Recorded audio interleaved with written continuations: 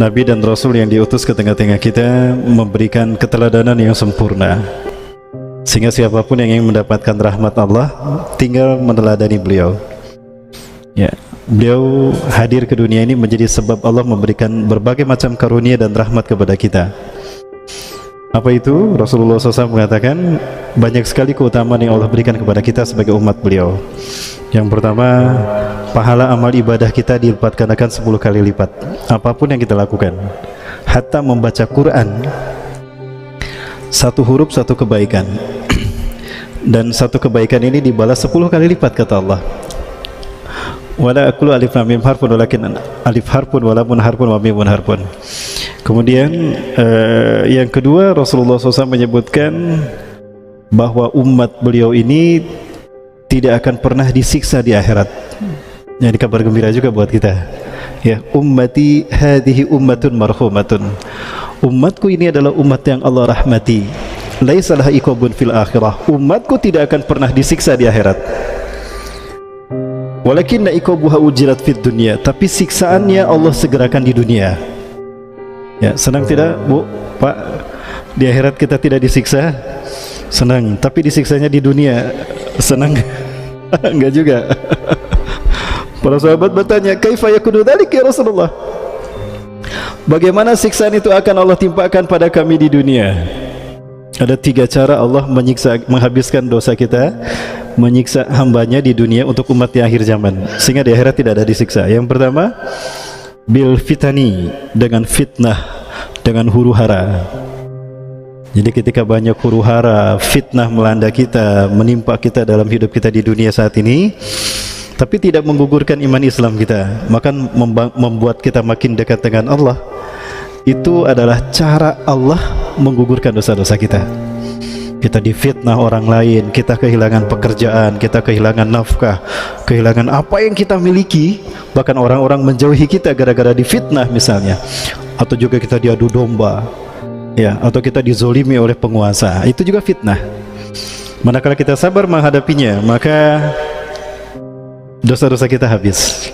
Ya. Yang kedua, bil zalazil, dengan gempa. Disebut gempa, tapi yang dimaksud bencana alam.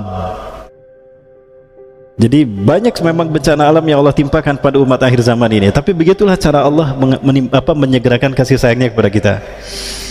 Ya, manakala orang yang terkena bencana alam itu meninggal dunia dalam keadaan beriman, walaupun imannya sedikit, dia pasti husnul khotimah, habis dosa-dosanya. Sakitnya dia ketika tertimpa bencana itu merupakan sakit yang terakhir. Di akhirat dia tinggal menikmati amal baiknya saja, pahala kebaikannya. Itu pun kalau punya kebaikan, ya. Baik, kemudian yang ketiga, wabil qatli, dengan ya, banyak yang didapatkan oleh saudara-saudara kita, termasuk tragedi kemarin di Beirut. Apakah itu murni, ya, murni human error atau ada konspirasi? Sepertinya ada konspirasi. Ada satu tayangan ternyata ada rudal, jadi sengaja itu diledakkan dulu. Asapnya kan beda, tiba-tiba ada rudal yang masuk, itu kelihatan sekali rudalnya, dan itu meledak, maka kelihatan membentuk cendawan. Beda dengan zat amonium nitrat petasan, kan itu pabrik petasan, ya, itu ledakannya tidak akan membentuk cendawan. Tapi kalau TNT, C4, C4 itu ledakan high explosive yang bentuknya seperti atom gitu, membentuk cendawan. Dan itu yang terjadi yang kedua kali, dan itu kelihatan sekali, ada rekamannya, ada rudalnya. Itu merupakan pengalihan isu. Tapi begitu murah manusia menganggap remeh nyawa manusia, ya. 150 orang meninggal dunia dan 5.000 orang terluka, kalau tidak salah, ya, 5.000 orang terluka. Baik, Bapak Ibu yang dirahmati Allah Subhanahu wa taala, jamaah kajian Majelis Ta'lim Al-Murabi, syukur alhamdulillah hari ini hari yang spesial, di mana di hari ini ada yang berulang tahun. Sebetulnya ulang tahun tidak boleh, ya. Boleh tidak ulang tahun di dalam Islam, merayakannya maksudnya. Kalau ulang tahun boleh, tapi merayakannya tidak boleh. Ulang tahun boleh, Bu, karena pasti terjadi. Diulang tahunnya, tahun kelahiran. Cuma merayakannya tidak boleh. Tapi kalau syukuran boleh nggak? Wajib syukur itu. Tapi syukur itu kapan saja. Syukur itu kapan saja, ya tidak mesti harus terkait dengan lahir. Tapi ada yang sedang bergembira saat ini. Kenapa bergembira? Bergembira karena kebaikannya telah sampai waktu 1 tahun. Amal solehnya, ibadahnya telah genap mencapai 1 tahun, dan itu tidak terasa. Itulah waktu. Karena ciri-ciri akhir zaman adalah qasrul waqti bi kasratil amal. Ya. Pendeknya waktu terasa karena panjangnya harapan kita, panjangnya keinginan kita, sehingga waktu terasa pendek. Ciri-ciri kiamat telah dekat, kata Rasulullah SAW, adalah waktu 1 tahun seperti 1 bulan kalian. 1 bulan kalian sama dengan 1 minggu kalian, dan 1 minggu kalian seperti 1 hari kalian, dan 1 hari kalian seperti 1 jam kalian, dan 1 jam kalian sama dengan sesaat kalian. Manakala kalian merasakan seperti itu waktu hidup kalian, yakinilah kalian berada di pintu gerbang hari kiamat. Itu kata Rasulullah SAW. Waktu ini makhluk bukan? Waktu ini makhluk bukan? Kalau waktu ini ciptaan Allah bukan? Ciptaan Allah, berarti makhluk dong. Nah, berarti waktu itu makhluk. Sepakat? Halo? Ada ibu-ibu teh? Kemana itu? Gara-gara pandemi sih katanya. Aduh. Kang, social distancing kan? Gak apa-apa kan, gak apa-apa. Masya Allah. Ya, saya sudah kajian di Pekanbaru, di Medan, Palembang. Itu biasa saja.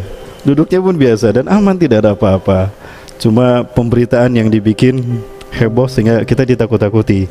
Jadi diciptakan paranoid. Saya khawatir jangan-jangan pandeminya sudah hilang, tapi kita dibikin paranoid dengan pemberitaan dan media propaganda, supaya kita mengikuti kelompok atau pihak-pihak yang berkepentingan terhadap kita. Ini namanya control population, mengontrol populasi manusia.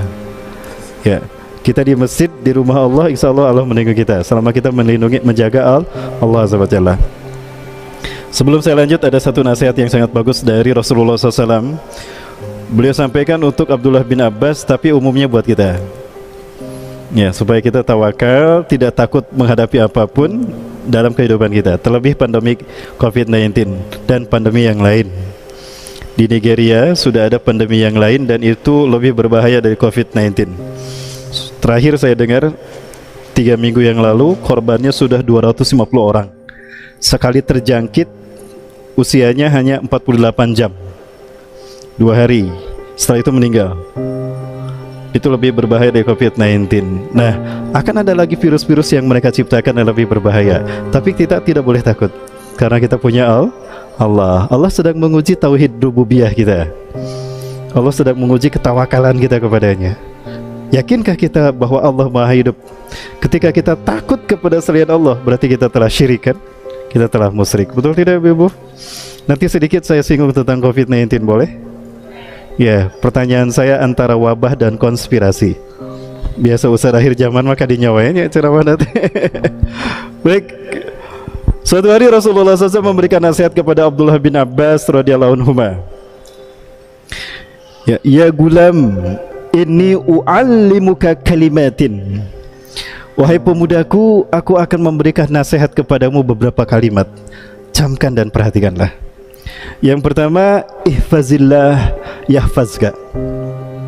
Jagalah Allah dalam dirimu, maka Allah akan menjagamu. Bagaimana cara kita menjaga Allah? Ketika kita melaksanakan apa yang Allah perintahkan. Hinama nahnu namtathilu bima amarallah wa najtadimu bima nahadallah, fakadzalika nahfazullah. Ya, nahfazullah wa yahfazullah. Ketika kita melaksanakan apa yang Allah perintahkan dan menjauhi apa yang Allah larangkan, di saat itulah kita sedang menjaga Allah. Ketika kita mengamalkan syariat Islam secara kafah, di saat itu kita sedang menjaga Allah. Maka Allah pasti menjaga kita kalau kita menjaganya. Dan kalau Allah sudah menjaga kita, ada yang bisa membahayakan kita? Tidak ada. Termasuk COVID-19? Termasuk Ebola, antraks. Ya Bapak Ibu, semua virus yang saya sampaikan itu sebetulnya tidak berbahaya, tapi direkayasa sehingga berbahaya. Ya, Bapak Ibu bisa baca buku Deadly Miss karya Jerry de Grey.